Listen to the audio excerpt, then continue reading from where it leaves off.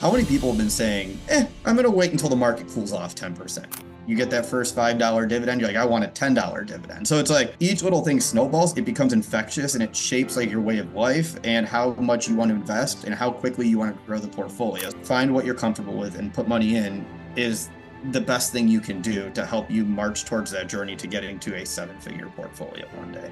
Sure, NVIDIA is awesome. Everyone can look back and be like, hey, 2021, I should have picked up NVIDIA. I knew it was there. Like that was a no-brainer. How many other AI stocks that were the small caps, the medium caps, the IPO that you're never hearing from again? Why do you want to be solely dependent on an employer? Why do you want to be solely dependent on one thing? Why wouldn't you want to have as many income streams as you could have, whether it's dividend investing, real estate investing, investing in businesses? Why do you want to have just one stream of income? The key to the game, get the consistent investing, keep plowing the money in there, and your dividend portfolio and your dividend snowball will invest. I am keeping marching forward. I am consistently doing it. I am putting money in the market every single week, no matter what. Because over time, I know 10 to 15 years from now, it's going to pay dividends. Not to sound really cheesy, it's easy. Once you invest it, you set it, you forget it, and you go to sleep and you wake up and there are dividends in your brokerage account. Investors, welcome back to another go-round of Masters of the Market. Now this week, I am incredibly excited to have one of the Dividend Diplomats on with me. You know him, Bert, the Hurt, as he goes by over there on the Dividend Diplomats. But Bert, welcome to Masters of the Market. Thank you for joining me. And I actually want to throw the first question right out to you. All right. Ask you about your story and how you got to where you are today in terms of investing. Yeah, absolutely. Well, first, thank you for having me on here, Ari. It's a pleasure, and we always enjoy our conversations, whether it's our full group or just one of us. I appreciate it. I love getting to talk with you and the people on your channel too. Yeah, so my investing journey was actually a little bit interesting. I had done like passive investments like in high school and college. You know, when you're just trying to figure out what it is, like, but there wasn't really a strategy. It was just like you log in, you're like, oh, this one looks fun. Hey, I learned something in this finance class. Let me see what I can do and figure it out. And those usually don't work out that well. So it's like my investing journey started younger, but then I graduated college and I started my career in public accounting. And that's really how I met Lanny. And that's where almost everything was born from, like my current dividend investing strategy, what I've learned. It sprouted from there. So we worked together, we traveled together, and it would be a lot of time where him and I would just be like alone in a car. Like we'd be driving to a client, it could be 3 hours, it could be 4 hours. And then you'd get to a town, there'd be just the two of us there hanging out at nighttime, talking about investing, sitting in the hotel lobby, looking up stocks. So a lot of my investment knowledge was shaped from what I learned from him and then what we translated to going onto the blog and going from there. And when you're young, you kind of get through that. You pay off your final student loan. You finally have money for like the first time to invest. And that's what I think was so cool about starting it out at that young age. You don't have a house. You barely have a car payment, everything. You just take as much money and invest it as possible. So I started investing, say like $100 at a time, 200. Like I'd be scraping like together and be like, hey, let's get 3 shares of Shell, which was at like $30 at a time. So it'd be like $100. Let's get this going. And every milestone that you get to celebrate, especially when you have somebody like Lanny there doing it with you, just made it that much more infectious for me. And that's kind of what was cool about it. The $100 turned into, let me get $120 this next week. Like, all right, it's 120. What about 150? You get that first $5 dividend. You're like, I want a $10 dividend. So it's like each little thing snowballs, it becomes infectious, and it shapes like your way of life and how much you want to invest and how quickly you want to grow the portfolio. So that's really the foundation started then in like 2012, 2013, 2014, and it's just snowballed from that point on. Sure. So I got to ask you this question because Sure. As you shared, a lot of your, I guess, investment strategy these days kind of stemmed from Lanny. Yeah. Do you think, and this is probably a hard question for you to look back on in a snippet of a couple of seconds, but do you think if Lanny never entered your life, you would have been this zesty about dividend investing or investing in general? Investing in general, no. Yes and no. So there's like two pieces to that. I would have been investing. It might not have necessarily been dividend investing, because what I learned from him, what I learned through everyone in the community that we've interacted with over the years was the power of just buying great stocks, growing that income stream, and really wanted to have that dividend income stream supplementing. Like to me, it was easy. It made sense. I was just never really introduced to it. So being around Lanny, spending that much time, running stocks through our screener, running stocks to find that investing journey, that's where my passion really like it really it just became infectious. So without the spark of like talking to Lanny and meeting him, I probably would have figured it out eventually, right? But it might not, it might have been a completely different form where my investments may have been some more growth oriented. Some of them may have been more just, I'm trying to think of a different kind of strategy altogether. It could have been bits and pieces, but meeting him really helped me mold what I am today. And I couldn't be happier I am doing it today because I look at my portfolio, doesn't have a lot of noise to it. Sure, it doesn't have like the Nvidias of the world that are popping up 8,000%. It's just slowly building, slowly churning, and slowly spitting out money, which in reality is how I live and how I just view what I want my portfolio to be. Just much more boring, slow growing, and it's there producing just a lot of cash for me if I need it. So our last interview, I remember when both of you were on, which by the way, anybody out there, if you didn't catch it, it's going to pop up right above us. And I'll also place it in the pin comment. But Bert, because Lanny's not on with us right now, you can give us the truth. What was it that Lanny said that actually pulled you in to dividend investing? Like, what were the magic words that he shared? Because, I mean, even what I see in the comments sometimes, a YouTuber in the dividend space, why would you go with dividend stocks? It takes forever to accumulate wealth. Sure, it was the passive income stream, and that's really what it was. It wasn't any one sentence, but it was really the concept of why do you want just one source of income? Like, why do you want to be solely dependent on an employer? Why do you want to be solely dependent on one thing? Why wouldn't you want to have as many income streams as you could have, whether it's dividend investing, real estate investing, um, any other kind of investing in businesses? Why do you want to have just one stream of income? That's what really sucked me into it. And then when I got focused in on the dividend stocks, the reality was you're like at this time in my life, you're traveling, you're doing it. Now I'm taking care of my house, which is a house is a house. You have 1,000 things you need to do in your house, 2 young kids. Do you really have time to manage all this other stuff on the side? Do you have time to manage businesses? Do you have time to manage a portfolio of like physical properties that produce income? What I loved about dividend stocks in this is it helps you achieve growing that second stream of income, but it's reliable. It grows for the most part outside your dividend cuts, which we always joke about, but like it's growing, it's easy. You get these dividends while you're sleeping. And that's what really like honed me in on the dividend stocks when talking to him, like it's easy. Once you invest it, you set it, you forget it, and you go to sleep and you wake up and there are dividends in your brokerage account. That's really to me what sold me on it. Again, you don't have time to do all the other stuff that's required to get the other forms of passive income. But to answer, I guess, to come back to what was your original question, it was just building up multiple income streams. That's what did it for me and got the light going. And what kept you away from more of the growth opportunities? Because let's be honest, you could have sat in that car with Lanny and you could have been like, Right. dividend stocks sound great, but the Nvidias of the world, I mean, they're what, 2, 3, 4xing in a matter of days, months, in a year. Why not go that Yeah. path? Well, honestly, you're right. You could have easily gone down that path, but for every one NVIDIA, how many other ones are there that are misses? And that's really what it is sure, NVIDIA is awesome. Everyone can look back and be like, hey, 2021, I should have picked up NVIDIA. I knew it was there. Like that was a no-brainer. How many other AI stocks that were the small caps, the medium caps, the IPO that you're never hearing from again? So that's the thing. It's awesome. When you pick a winner, it is fantastic. It is the best feeling in the world to be like, I've got NVIDIA, like pound my chest, hear me roar. It's awesome. But then there's also all those people that are sitting there with their other tech stocks they picked. Like you can look at like your ones like Zoom, you can look at your ones like Adobe, even PayPal right now. All of those other stocks that don't offer you a dividend, that didn't have that history of making it through multiple crises and paying that dividend, growing that dividend. Look where you are now. You're facing like 60% losses, 70% losses. So for every one winner, how do you sort through the 99 losers? I'd rather find McDonald's, which McDonald's is McDonald's. It'll have its ups, it'll have its downs. Been paying a dividend for 45, 50 plus years. It's grown it that long. Don't have to worry about McDonald's when there's a tough year or two. Same thing with your Procter and Gamble's, your Pepsi's, your Coke. It just makes sense because they've been around forever. It's boring, it's there, it's reliable, the income stream grows. May miss out on the pops, but it is what it is. I'd much rather take the safety of those dividends and that they grow over time. Do you care much about the time? Like how much it takes, how much time it takes to actually hit the wealth that you're looking for? Should we worry No, about it? no.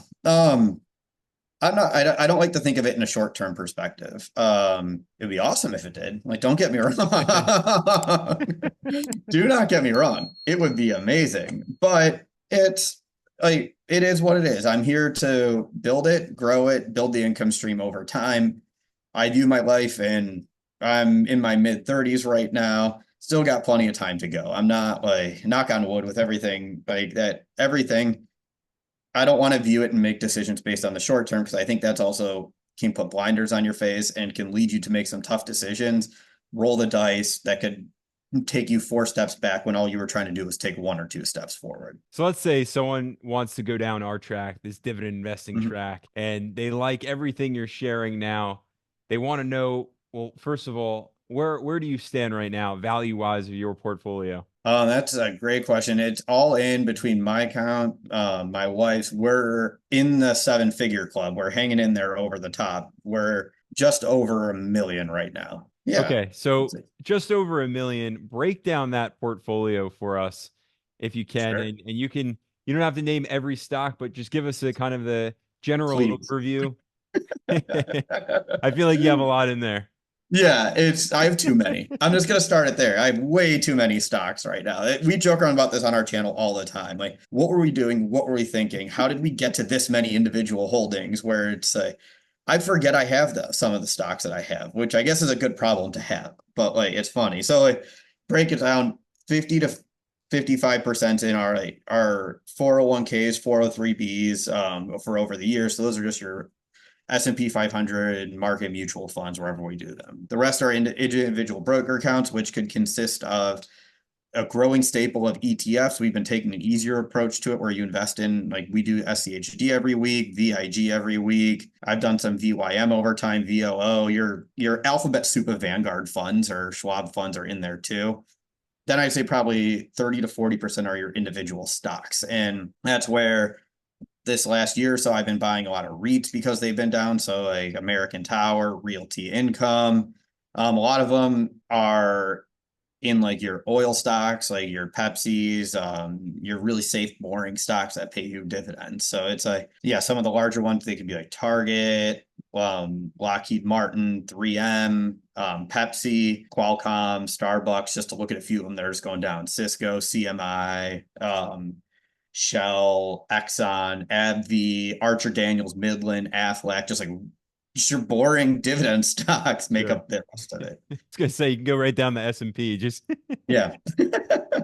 so you shared right off the bat that you have way too many, and that you and Lanny often joke that perhaps the both of you have a lot of stocks in your portfolios. Is there a special number, a magic number for us dividend investors to aim for when it comes to building a portfolio? No, I think it just depends on interest in time. From the time component, finding individual stocks, doing all the research, it takes time for you to do it. You need to learn about a stock before you jump into an individual stock. If you have the time, I don't think so. If you're Depends on what your interests are. If not, ETFs can be more than sufficient to do it. I don't think you need a certain number of ETF. VYM, for example, has 400 plus holdings. SCHD has 100 holdings. VOO replicates the market.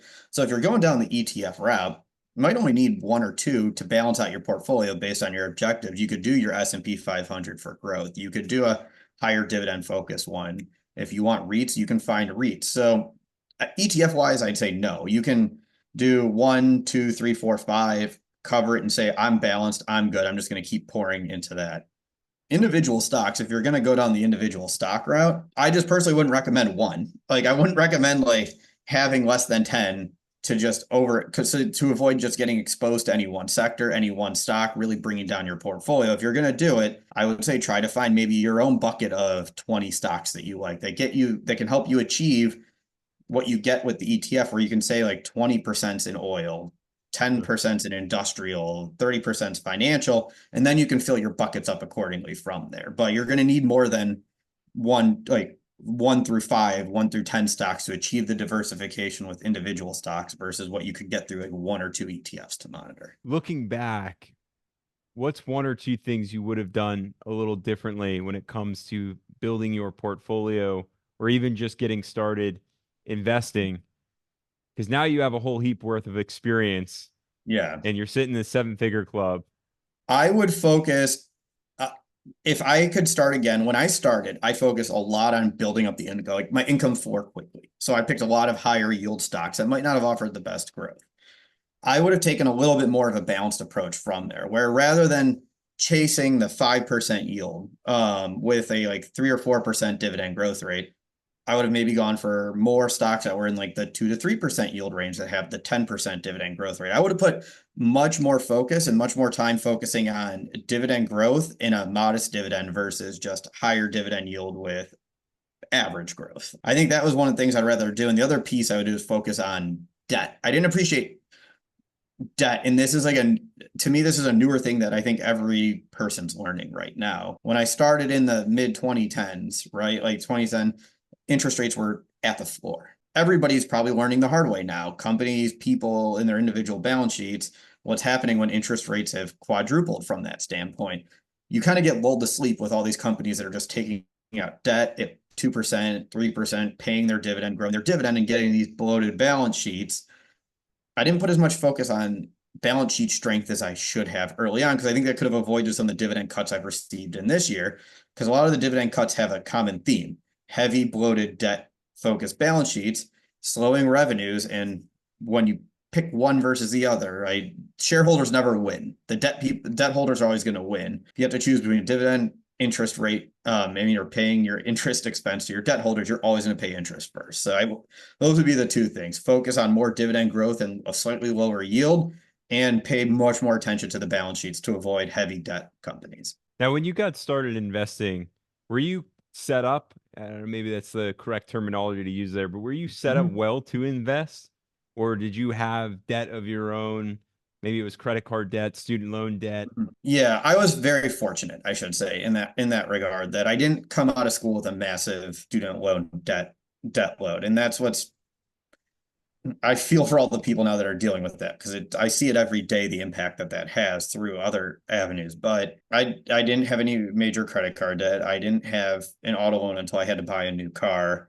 It was just simply one or two private student loans that I had to pay off, and I blitzed paying them off. But even when I did, I started investing early on. I was in accounting, so I was fortunate enough to be able to do both at the same time, where I could invest and pay and get rid of that student loan as fast as I could. Would you say that's the most important thing to take care of before you get invested in the market? Does it matter? Should someone just jump in?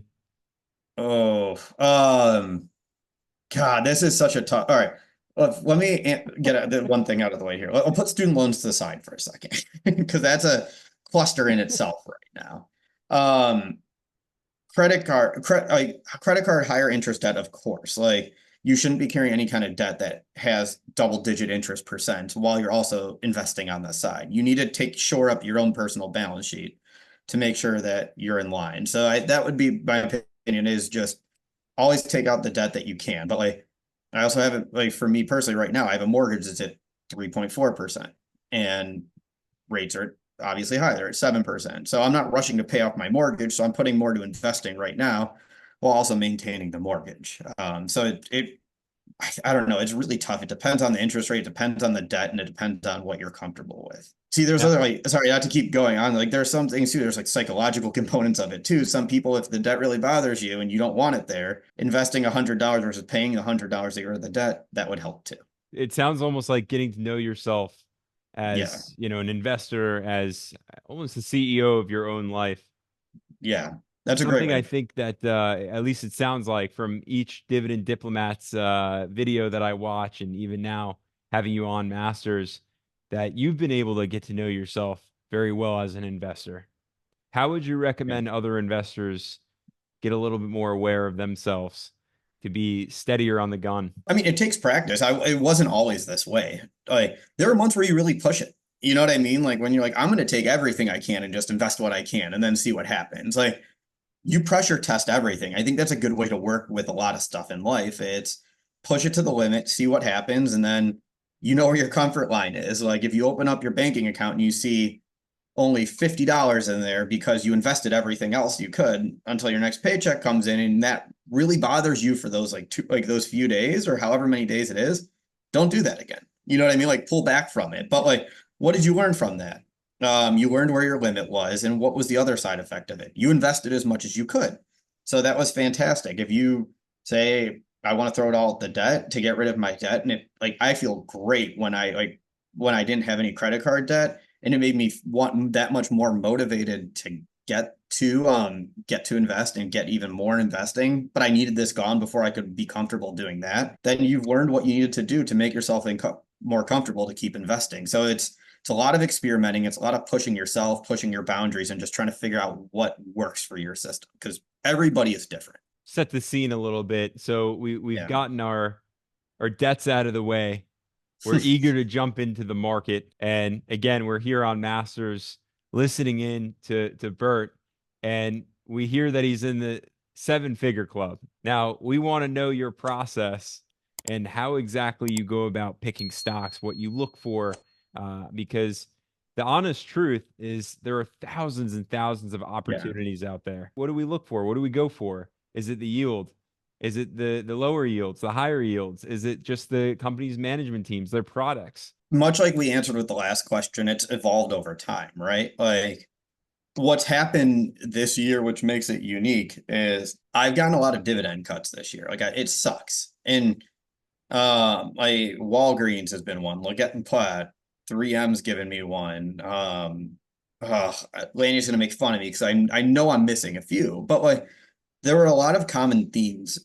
Like when you look back to them, besides just looking at the balance sheet, but also looking at like what was my investment psyche at the time when I wanted to do it. The common thing was I kind of pushed.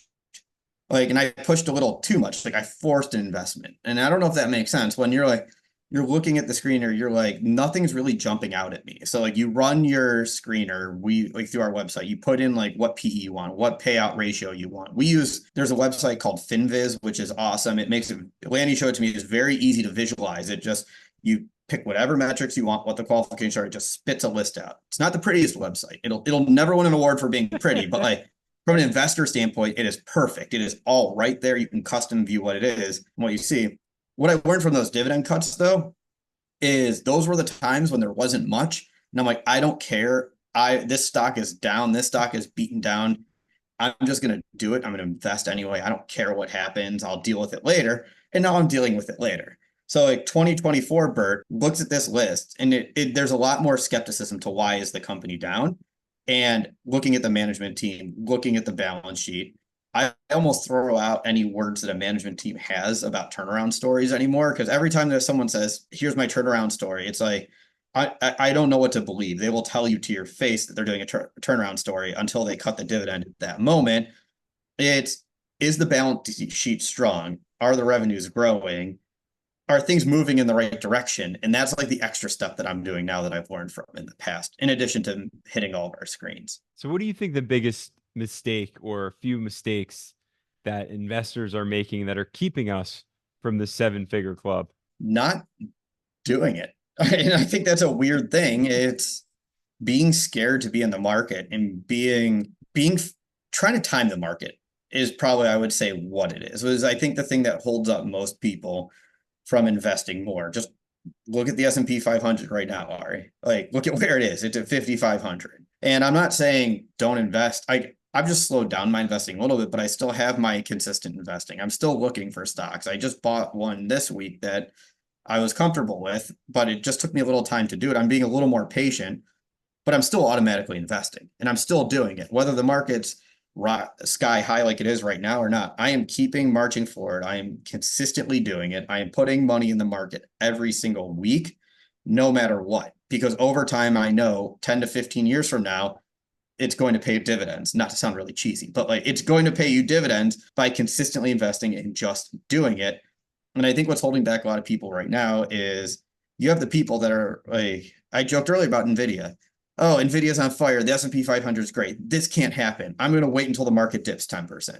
How many people have been saying in the last year, have you heard, Ari, have you seen on like Twitter, you've seen on other videos that are like, I'm going to wait until the market cools off 10%. And if I'm not investing anything until then, those people have invested zero. So I think being afraid to just get something in the market, find what you're comfortable with and put money in is the best thing you can do to help you march towards that journey to getting to a seven-figure portfolio one day. I think something interesting that, at least from chat to chat, that I've seen in the Mhm. commentary, a lot of dividend haters, of course, they'll come, they'll watch the chats, and they'll leave their comments of, no way, this can't Yeah. happen. But what I love about your story in particular, Bert, is you actually started off as a dividend investor. There was no, hogwash of growth investing. And there's still, from what I understand, in your portfolio, it is all dividend stocks and Mhm. ETFs in there. But the deal is that it's every holding that you have pays you a dividend. So I'd almost like to classify you as literally a dividend millionaire. Yeah. What would you say to all the haters out there who are saying there is absolutely no way someone can be a dividend millionaire? I mean, it can be done. You can anything can any you can invest in whatever you like, whether there's let me start that over. There's more than one way to invest, and there's more than one investing philosophy. You can do it by finding boring dividend stocks, dividend ETFs. You can get to being a millionaire through one or two gambles that pay off. You can not get to being a millionaire through dividend stocks. You can not get to being a millionaire through gambling on one or two stocks and it not paying off. I think it's possible. It's just blocking and tackling investing. Buy stocks that you like, watch them appreciate over time, put more money in the market, just watch it grow, watch it slowly drip up over time, and that's the key to the key to the game. Get the consistent investing, keep plowing the money in there, and your dividend portfolio and your dividend snowball will invest. And I think the other piece of it too, what people forget about dividend stocks too, we reinvest all of our dividends. That's free money going into your portfolio right now that's going to help compound it. So let's just say you have $100,000 and your overall portfolio, your portfolio's yield is 3%. That's $3,000 more that's going into your portfolio every year. If you're dripping, you don't have to take out of your checking account to move into your brokerage to do it. That's just going in. So it compounds. The compounding really does make a difference. You get to 200,000, that 3% yield is 6,000. That's $6,000 then. 200,000 becomes 206 without you having to lift a finger. So the power of compounding really does take off when you're a dividend investor. And the engine and the snowball at the time all work together, and it's a beautiful freaking thing, Ari. I love it.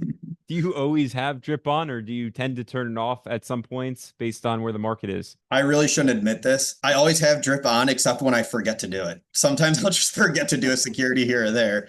I'll collect two dividends and then just be like, why isn't I've owned this for 6 months. Why isn't my share count increased? And I go to the settings and I look and I didn't have the always on button clicked for some reason in that one account and I didn't do it. So right now in my life, I'm always reinvesting them unless I stupidly make a mistake. Is it wise to turn it off? Because there's an approach that's out there where, if the Yeah. market's at a high, or that particular stock, I'll say, is at a high, a peak, and I almost want to say a Yeah. peak, right? Yeah. Because you just don't know. Then turn drip off and put that capital elsewhere. You know what? You're absolutely right. Like, why drip into a stock with a PE that has a 30 PE ratio? I still do it, but like, yeah, you're absolutely right. Can you find a better value stock out there? If you have one, absolutely. And the other side of it too, it's not just on the positive, it's on the negative. Like I don't look at in plot for the longest time, and it was yielding 8%. And you kind of knew a dividend cut was coming, but I had blinders on and I just completely ignored it. And it was just 9 months of me dripping, and my dividend from them was $90. So I was getting like 7 or 8 shares. I'm like, this is great. This is great. This is great. And then they cut their dividend 89%. And I'm just like, in my head, I look back and I was talking to Lanny about this. I'm like, why did I keep the drip on when I kind of knew this was coming and this was a possibility? I should have just taken that $270 from those 3 quarters and just invested it in a different stock. And I would have been better and just kind of see what happened. So you're right. I don't know. I've just never done it. I've always reinvested my dividends. And I plan to turn it off when I retire one day and I can live off the dividends. But I've never actually executed on the strategy that I know other people do of turning it off and then investing it in other stock. Maybe I'm just a baby about it, or I'm too chicken, Ari. I don't know. Fair disclosure, I'm on the same boat as you. Yeah. I aspirationally want to do it, and then Yeah. it just drip is on. I'll I go know. back now to talking a little bit about becoming the dividend millionaire. Now, another comment that I see quite often is that you can't become a dividend millionaire unless you're making, over 150, $200,000, or already have the $500,000. Now, I would reckon you probably didn't have, as an accountant starting off, a salary that was, $200,000. Just through a little bit about how you budgeted and set aside money to actually get to where you are today. Sure. I guess I should say first, like it does definitely help having more money. Like that will never hurt the journey there. Like so I hear them like, yeah, you guys are right, it does, but that doesn't mean to your point it's impossible to do it. The biggest thing is to me it's just avoiding lifestyle creep. And I think that to me is going to be the biggest factor on how you can do it without earning a lot of money. And it's hard. And it's especially hard right now because of how much stuff costs and the increased cost. Your budgets are pressed harder now than they ever have been. So it's like, I understand how difficult it can be in 2024 if you don't have a high salary to even think how it's possible. But it helps you build the habit when you have the lower income so that when you keep growing your income, you're keeping the floor of your expenses. So just depends how granular you want to get with your budget. Certain times even though I'm an accountant, I sometimes just hate budgeting every single penny. Like it just drives me nuts. So like when I'm buying stuff and when I'm going through it, I always just ask myself the simple questions like, do you need this? Like, is this like a necessity? If the answer is no, you raise the bar even higher for what it is. Like, and you fight off the unnecessary expenses. You fight off overpaying on the expenses and just getting what's required without getting the premium so that while you're trying to grow your income, you're fighting off the expenses from there and then taking everything that's left over in that budget and putting it into your portfolio. Like it's hard. Like my car is 10 years old. Sure, I could have upgraded my car as long as I can. I don't want to. My car, I don't have a car loan. I don't want to I don't want to get into the fight of I don't need to upgrade my car, so I'm not going to. You know what I mean? Like I'll shop where groceries are the cheapest. Like I could go somewhere I don't want to. Like to me, it's just fighting off and thinking through your expenses to make sure it's achieving what you want it to achieve and not being done unnecessarily. I almost feel like everybody that I have on Masters of the Market Mhm. has this exact mindset, this Mhm. mindset of frugality.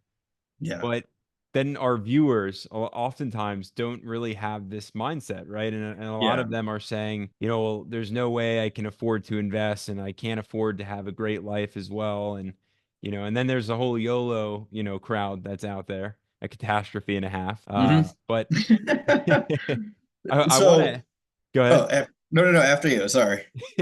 I want to ask you, is it possible to train this frugal mentality or like for you, where did it come from? Because maybe it was innately in you. You became an Mhm. accountant at the end of the day. Yeah. So, but where does it come from? How do we train ourselves to become more Mhm. frugal? I mean, sure, I've always been this way. Like I've always been a frugal minded person. So for me, it's come easy, but it hasn't been perfect. Like I've had things where I've just looked at it and been like, what the heck was I thinking? Like, and looking back, I'm like, yeah, that was $750 I could have invested. That was more money I could have invested. Like buying an old house, like as stupid as it sounds, like I have all kinds of random issues that come with old house that like are very hard to fix. Like stuff like that I didn't actually consider the cost to fix stuff, the cost to do that. That's something where it's like I've learned from there, but you can absolutely like train yourself to do it. And I think the hardest thing in my mind, like, for me, I think the hardest part is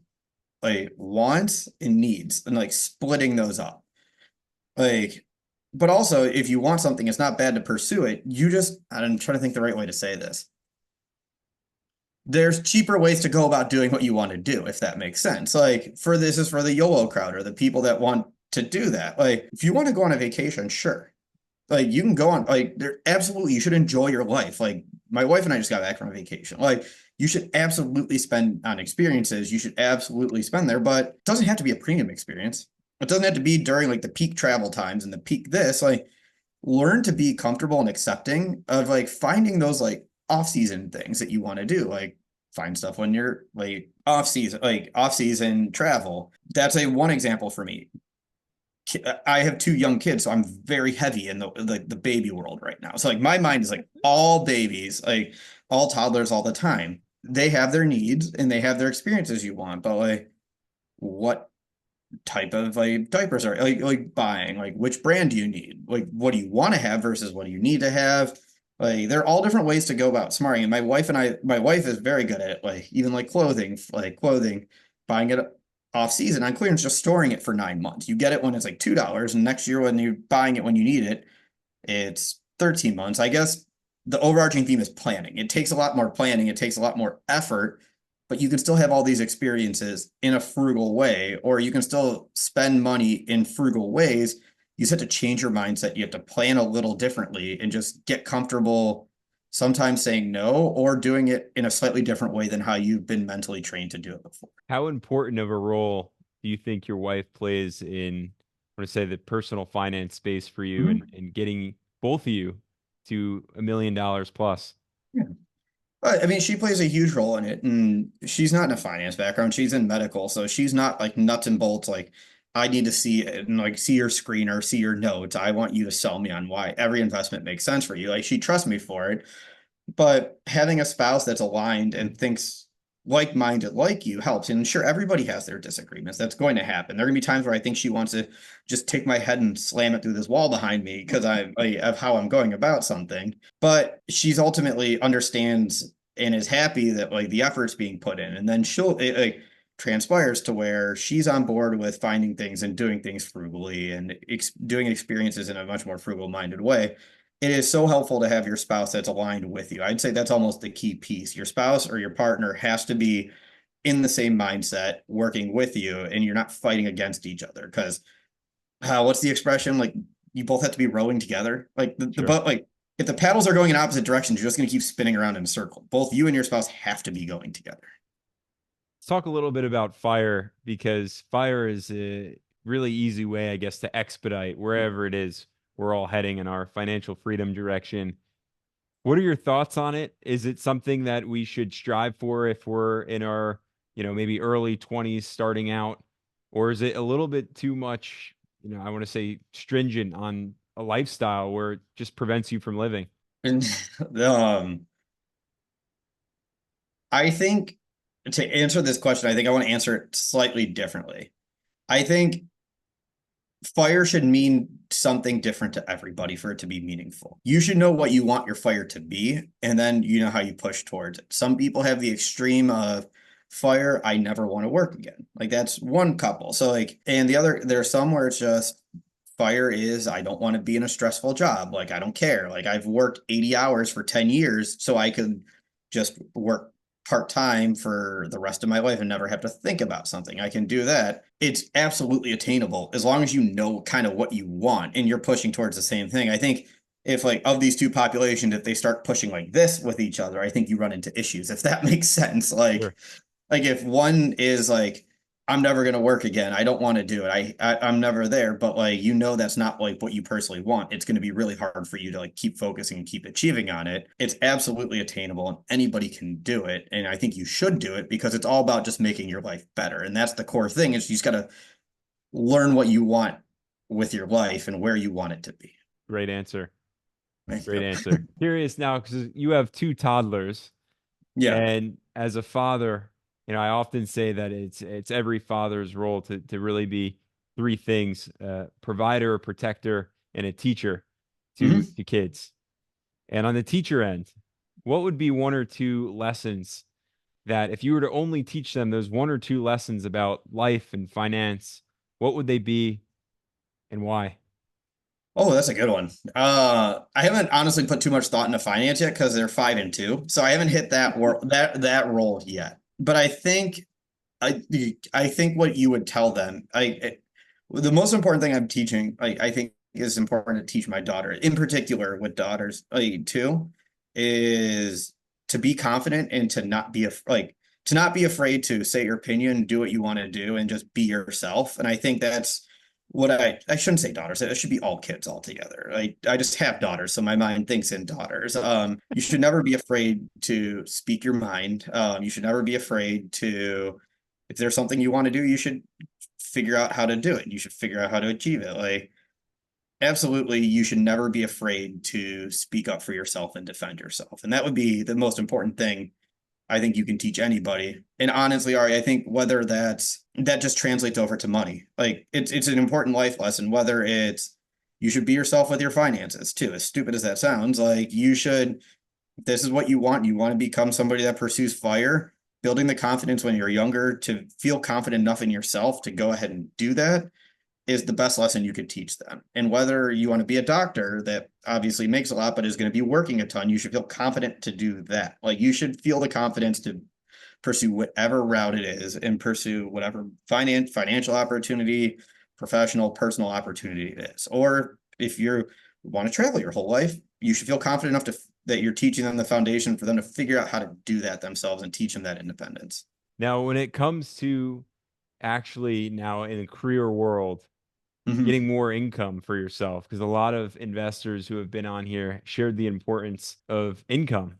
continuously spiking your income so you can invest more. How would you go about doing that? And over the course of the last, I mean, you said you're in your mid 30s, so maybe Right. 15 years. Have you changed careers often? Have you gotten promoted a lot? Or has it just been a steady stream of the same salary and the same allotments for No, investments? it's been a little bit of each. I've bounced around probably more than I'd like to admit, and probably more than I should have. But every step was with the goal of increasing your income, and every step was with finding that right opportunity for you to invest yourself. And it's been a little bit since I've jumped around, but I think the best piece of advice I would give you is I don't like sounding cheesy, Ari, but it's like cheesy. It's like when you're in your 20s, you work your butt off, you find your experiences, you do your best, you always like show that you care. You find something you care about and you do it. And usually good things will translate from there from the income, whether it's an opportunity at the place that you're at, or it's a new opportunity that just comes knocking that you never expected. That's never going to go to somebody that's like, I'm an underperformer. I don't care. I don't want to do it. It's always going to go to someone that like wants it, that's going to push, that's going to show that like they care. And that's in your young 20s, it's just so important, especially in like the accounting world, this to get yourself out there, become uncomfortable, push yourself harder than you ever thought. And it usually pays off through whether it's income growth at your place, somewhere else, or some opportunity you never even thought of. But that's the younger you are, the harder I think you should push yourself to grow. Gotta ask this question for you. It's actually just came off the in my mind now. Yeah. You are one of the dividend diplomats. And one question that I typically always ask those who come on is how do we know who to trust? But I first want to ask you this question. Why did you agree with Lanny to go ahead and make a YouTube channel and share Mhm. everything that you guys are sharing? Why not? We thought it'd be fun. That was the sum of it. It was, and obviously that's not the real answer. The real answer is we always talk about it. Like for the longest time, we were always talking about investing. We were always talking about doing it. And he had talked about how like, in his younger days he wanted to blog, and then the two of us were just together, and we were like in one of our travels, we were sitting probably somewhere in a hotel room. I don't know where it started, but it was just like, why not do it? Let's just see what happens. Like start writing. Who like we're doing it. Let's just share our thoughts and just see what happens.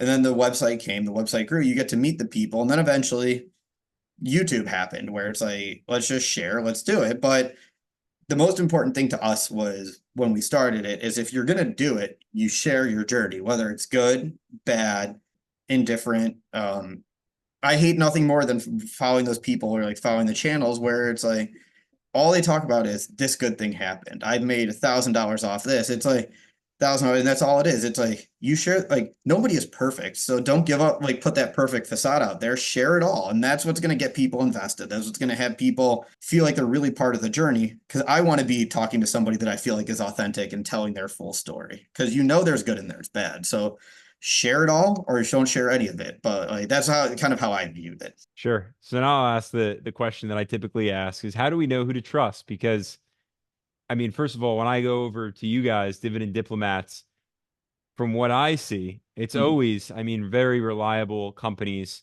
that really have built great reputations for themselves and run well. But on the other end, you can go to other channels that are out there or find other bloggers. And I mean, we could see anything across the board, meme stocks, penny stocks. How do we know who to trust if we're Mhm. beginning our investment journey or we're on a financial freedom journey and we're trying to just get all this data? But I mean, where do we go and how do we know who to trust? Honestly, it's so hard, and you see it too. It's really hard right now to find that because it's uh there's a lot that goes into it, right? Like YouTube, like all the search engines, how they are with their search engine optimization, they're they're promoting the stuff that is going to get the views, is going to get there. It might not be the best piece of financial advice. I guess that like I would always take the step back of making sure like not that experience matters because it doesn't. Like I'm not a financial expert, and we will be the first people to tell you we're not financial experts, but we know that this is our strategy and this is what we want to do.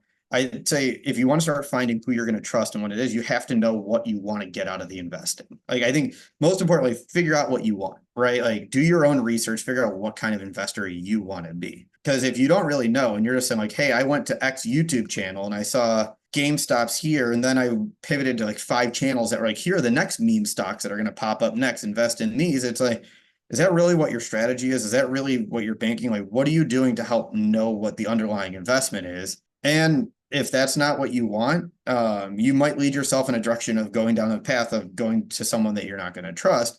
But if you know you want to hit fire, you want to invest in stocks, you want to find reliable ETFs, then you at least know where to look. And then you're going to start looking to see, what do I know about these funds?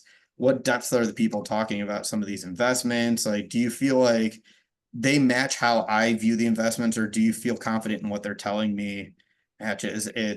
It's hard though. Like I don't know. Like it's a tough, it's really tough because it's your money. You should feel confident with who you're following. I go myself, like I don't know, I can't pick out a meme stock. I will never be able to pick out a meme stock. I'll never be able to pick out a penny stock myself, but I might not even be able to pick out a manufacturing company.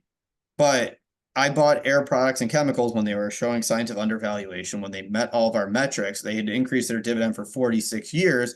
I feel confident enough in my philosophy to know that they are down right now and their management team has their SHIT together, and that like they match my dividend growth model, so I'm comfortable investing in them.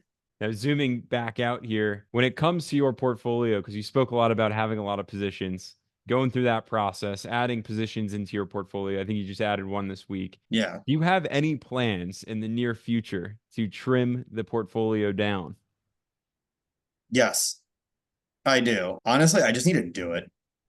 Like, I do. Like I keep Lanny and I will text each other like, here are 5 stocks and why do we keep holding these, but we just never actually sell them. Like I do. Like I want to shave 5 to 10 positions off, but then I'll find a new one I want to add. So it's like it's hard. But yeah, I want to get it down. Like if I just go through my individual brokerage, I have it up on my other screen here and I highlight it. I have in this account 61 stocks. A bunch of them are under $500. Like I just need to do it. Like as bad as that sounds, I just need to do it and consolidate them down. How do you know when to sell and which ones to sell?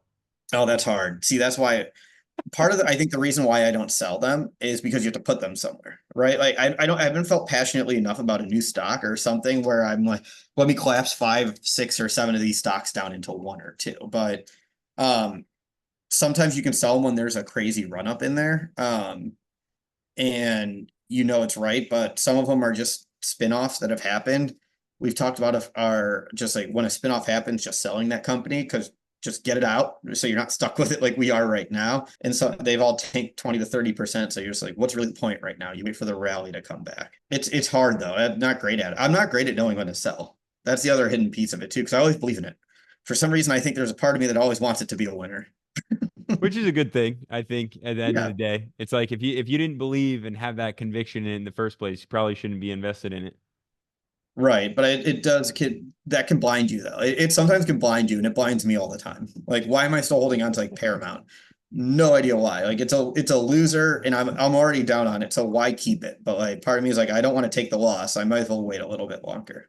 If I recall correctly, you have Bank of America still because of your grandmother's gift, correct? Ah, great memory, Ari. Yeah, Still holding on, Bank of America for life. yeah. Oh, for sure. Those 13 shares are never going anywhere. Even if I sell every other stock, I'm always going to keep those. The golden goose there, Bank of Yeah. America. We'll zoom out a little bit here. Yeah. And I want to ask you about macros and the macro environment because we're all anticipating when exactly the Federal Reserve is going to cut the rates.